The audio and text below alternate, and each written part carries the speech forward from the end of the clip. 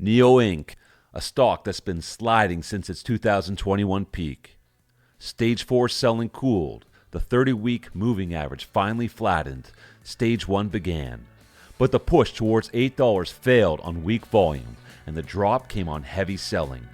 The S&P has 5 distribution days. Not bearish yet, but not friendly for breakouts. Revenue is up, earnings aren't. Cash flow still negative. Institutional ownership is up this quarter, but down versus last. Today, we break down the chart, fundamentals, cash flow, and institutional sponsorship. Is Nio bottoming or just drifting sideways?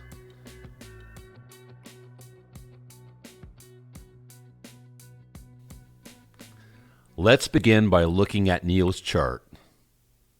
Nio peaked all the way back in January 2021 near $67 and then entered a long stage 4 decline that lasted more than 3 years. Selling pressure stayed dominant throughout the entire period. We didn't see any real stabilization until August 2024 when the stock put in a local low at $3.63 on August 8th. Almost matching the earlier low of $3.61 from April 22, 2024. Around that point, the 30-week moving average flattened out and stopped falling, which is our first signal that the stage 4 downtrend was ending. From August 2024 forward, Nio began trading sideways around the 30-week moving average, forming the early part of a stage 1 base between roughly $3 and $8. We later saw an undercut low at $3.02 on April 8, 2025, which shook out weaker holders. But a shakeout only matters if accumulation appears afterwards. The most promising move came on July 10, 2025, when the stock rallied from $3.69 on heavy volume, running all the way up to $8.02 by October 2nd, 2025. At the peak of that move, price was above the 30-week moving average, and the moving average itself had turned upward. 2 of the 3 stage 2 conditions were in place, but a stage 2 breakout requires more than price strength. It needs a decisive breakout on expanding volume. And that's where the move failed. By the time Nio tested resistance near its previous swing high of $7.71 from September 30th, 2024, volume had already dried up, which meant institutions were not supporting the breakout. Volume actually warned us even earlier. On September 10th, 2025, the stock had a sharp price break on the highest volume in 2 years.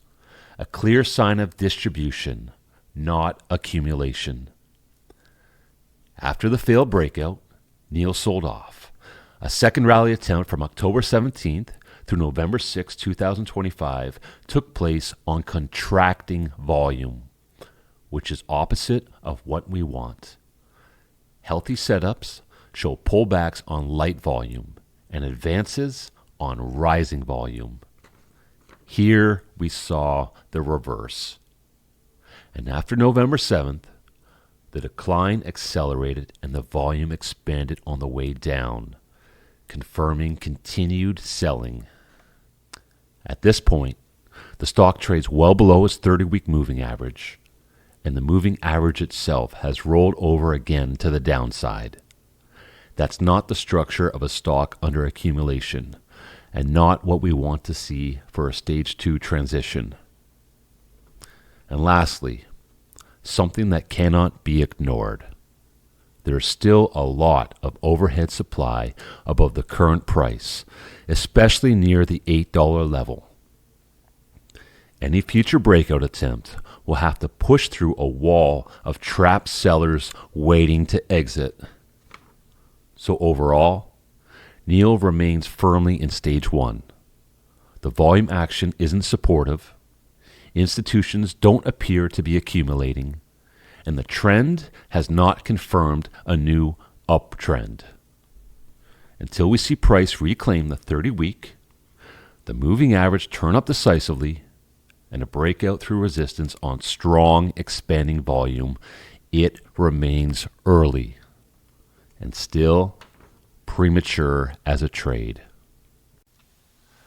Let's take a quick look at the overall market. Before taking a long position in any stock, we must check the trend of the overall market. In the CAN-SLIM model, the general market direction is critical. Trading with the market increases our odds. Trading against it reduces them. Even a great setup can fail if the environment is under distribution because institutional selling pressures the entire market. The tool we use to assess the overall market is distribution day counting, championed by William O'Neill. A distribution day is defined as a decline in the S&P 500 of at least 0.2% on higher volume than the previous session. Clusters of distribution indicate that institutions are selling rather than buying. And when we see 6 or more distribution days within a rolling 25-day window, it often signals market topping behavior or the beginning of a correction. Right now, the market sits at 5 distribution days, putting us in a delicate position. One more distribution day pushes us to 6, which is the bear signal in the CAN-SLIM model. On the other hand, if we get through 4 more sessions without another distribution day, the oldest day drops off the window and the count falls to 4, relieving the pressure. So at the moment, we're on a double-edged sword. Strength if distribution fades, risk if it expands. Until it resolves, we stay cautious. We want to open long positions with the market, not fighting against institutional selling. Now let's look at institutional sponsorship, which represents the I in William O'Neill's CAN-SLIM model. Institutions, hedge funds, pension funds, asset managers, are the players with enough capital to drive sustained trends. Retail can spark rallies, but it's institutional accumulation that supports long-term uptrends. So ideally, we want to see institutional ownership increasing consistently, quarter over quarter, year over year, and accelerating over multiple reporting periods. With Nio, the data is mixed. Quarter over quarter, institutional ownership, as represented by total 13F filings, is up about 6.7%, which shows some recent interest returning to the name. However, when we zoom out, the longer-term picture weakens. Year over year, ownership is down 6.5%, and over the past 2 years, it has fallen roughly 14.7%. So while there's been a short-term uptick, it hasn't reversed the broader downtrend in fund ownership. What we want to see is the opposite: sustained multi-quarter increases in institutional positions that line up with improving fundamentals and price action. That kind of accumulation would signal conviction and support for a new cycle. As of now, Nio does not yet show that pattern. The short-term increase is encouraging, but not enough to offset the longer-term decline in sponsorship. Now let's turn to the fundamentals. On the income statement, Nio does show progress at the top line. Revenue has nearly doubled since 2021, from about 36 billion won to roughly 69 billion, which tells us that the business has grown in scale and delivery volume over the past few years. But once we look just one layer deeper, the momentum weakens. Gross profit has barely moved since 2021, meaning higher sales haven't translated into stronger margins or operational efficiency. operating income and pre-tax income remain negative across all periods, and there isn't a visible trend towards profitability. This is where Nio falls short. In a strong growth story, we want to see positive operating income and pre-tax income increasing, accelerating, and supported by ongoing revenue growth.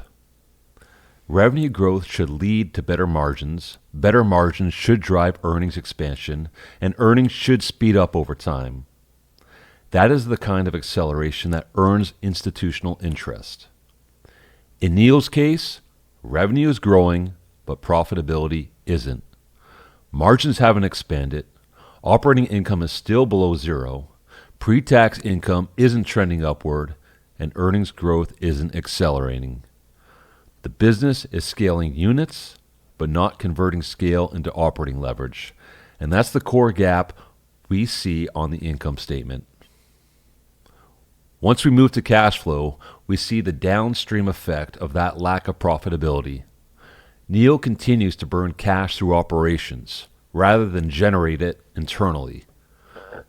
The company previously raised funds through equity issuance in 2023, but cash reserves have been declining since, suggesting the business is still early in its financial maturation. Nio has been working hard in 2025 to show that it can still compete in China's crowded EV market.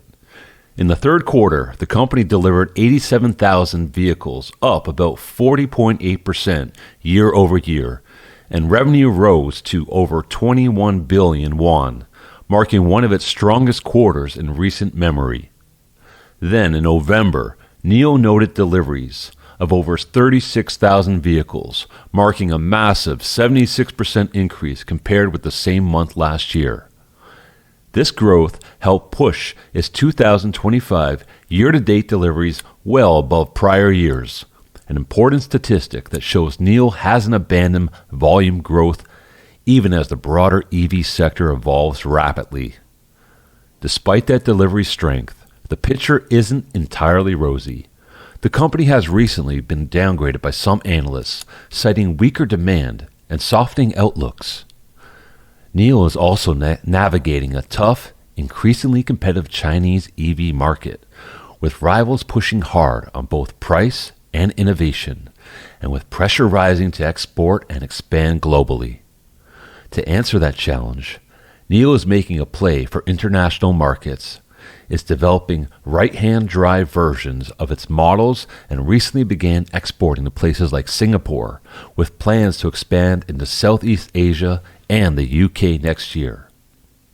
So on one hand, Nio shows signs of rebound, growing deliveries, improving quarterly performance, and aggressive push into global markets. On the other hand, macro headwinds, demand questions, and fierce domestic and international competition create uncertainty, meaning even with good delivery numbers, it's not guaranteed Nio can rebuild the kind of momentum it once had.